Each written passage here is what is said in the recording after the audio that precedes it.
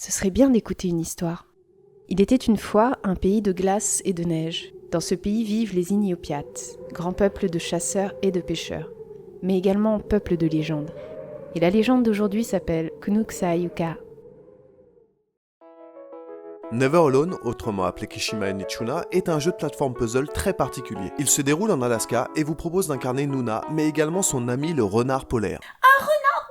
Ouais, c'est son animal fétiche. Mais le renard n'est pas juste un renard blanc, c'est un esprit bienveillant qui décidera d'accompagner la courageuse Nuna dans sa quête de l'origine du blizzard permanent qui souffle sur son village. Le jeu Never Alone est sorti le 18 novembre 2014 sur quasiment toutes les plateformes possibles et imaginables. Android, iOS, PlayStation 4, Xbox One, PlayStation 3, Windows, Wii U, macOS, Linux, mais pas Windows Phone parce qu'il faut se respecter un petit peu quand même. Il a été développé par Eline Media et Upper One Game, petite boîte basée en Alaska qui a d'ailleurs été intégrée comme filiale d'Eline Media. Mais surtout, il a été créé en collaboration étroite avec le peuple Iñupiat, une des dernières populations aborigènes natives de l'Alaska. Il s'inspire étroitement d'une légende existante et a pour volonté de transmettre non seulement l'histoire de Nuna et du renard, mais toutes les valeurs qui l'accompagnent et de faire découvrir la culture Iñupiat. Chaque chapitre du jeu vous fait avancer un peu plus loin dans la légende qu'un sage vous raconte dans sa langue. Chaque personnage a des capacités qui lui sont propres, et c'est la complémentarité des deux qui vous permettront de résoudre les puzzles et d'avancer. Vous traverserez donc une bonne partie de l'Alaska, partant de votre village jusqu'à la fameuse source du blizzard, vous confrontant aux forces de la nature, à quelques mauvais esprits et à quelques mauvaises personnes aussi. En parlant des puzzles, ne vous inquiétez pas, on n'est pas sur de la grosse prise de tête. Et si vous êtes un minimum joueur, vous trouverez les solutions sans trop de peine.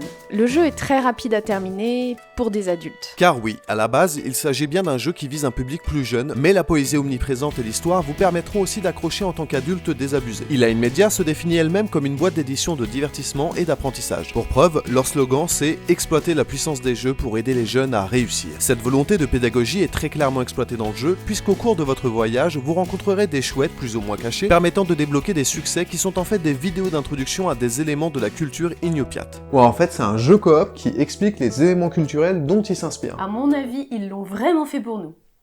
Il dit qu'il est d'accord.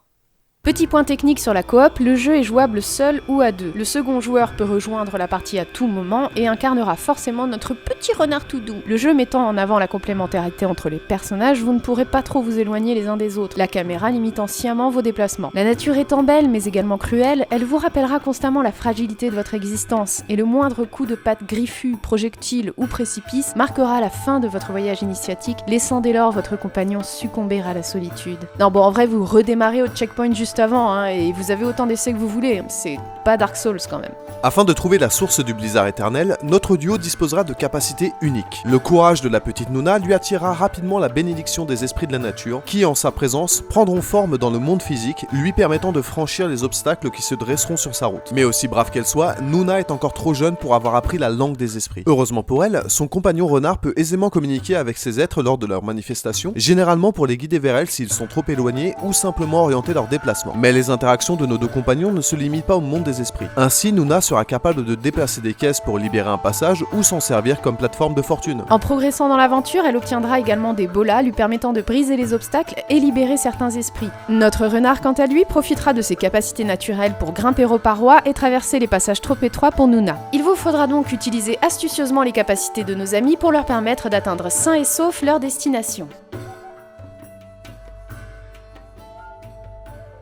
L'aspect contemplatif du jeu, sa beauté graphique et le travail sur le sound design. La poésie qui transcende toute l'histoire. La complémentarité de nos deux personnages qui disposent chacun de capacités bien spécifiques. L'idée de débloquer des notions culturelles au lieu de succès prétentieux. Le principe de devoir faire avec les aléas de la nature plutôt que de lutter contre elle. Le renard, il est trop mignon. Le gameplay est vraiment basique. Les niveaux sont linéaires, franchement ça n'invite pas à l'exploration. Le challenge est vraiment proche de l'inexistant. Les mécaniques sur les boss sont pas forcément claires, genre là, on a mis un moment. Le jeu est extrêmement court. La personne qui fait le renard, alors sans vouloir vous spoiler, elle finira par être moins active que l'autre joueur.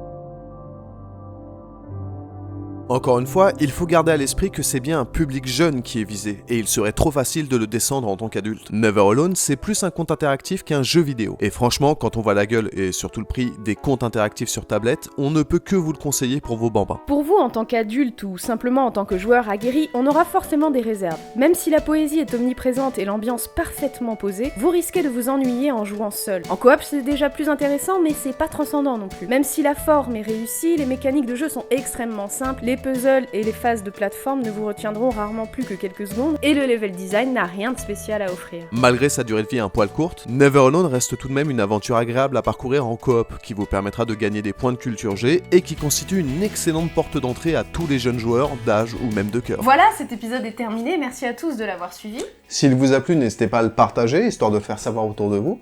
En attendant, vous pouvez nous retrouver sur Facebook et Twitter, et sur le blog Smoothies qu'on a sorti il y a une semaine.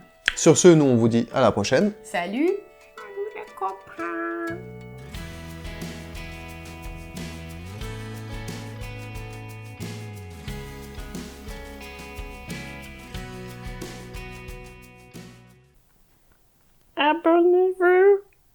Abonnez-vous les copains. Georges Méliès. Merci.